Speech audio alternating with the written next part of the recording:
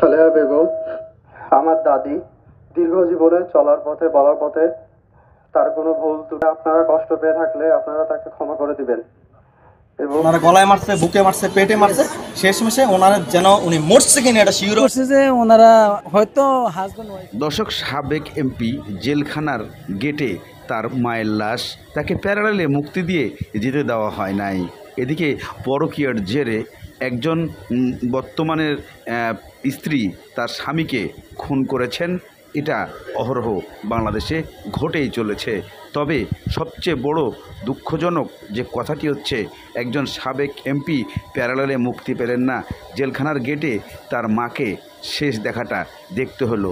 এর চাইতে একটা মানুষের জীবনে আর কি কষ্ট হতে পারে? চলুন। সালেহা বেগম আমার দাদি দীর্ঘ জীবনে চলার পথে বলার পথে তার কোনো ভুল ত্রুটি আপনারা কষ্ট পেয়ে থাকলে আপনারা তাকে ক্ষমা করে দিবেন। এবং তার যদি কোনো ধার দেনা ঋণ থাকে, আমার পরিবার আছে, আমি আছি, দাদু আছে, ফুপা আছে, যে কোনো মাধ্যমে আমাদেরকে জানালে আমরা সেগুলা পরিশোধ করার সর্বোচ্চ চেষ্টা করব ইনশাল্লাহ।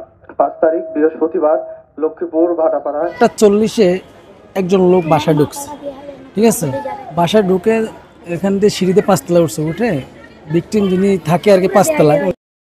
একটা ছেলের জীবনে, একটা তার সন্তানের জীবনে তার মায়া সবচেয়ে বড় সম্পদ। সেই মাকেই মৃত্যুর যখন শেষ মুহূর্তে মৃত্যু হলো, তখন তাকে বাড়ি গিয়ে মাটি দিতে পারলেন না। এর চাইতে কষ্ট এই পৃথিবীতে তার জীবন আর কিছুই থাকবে না। টাকা পয়সা দিয়ে কি হবে?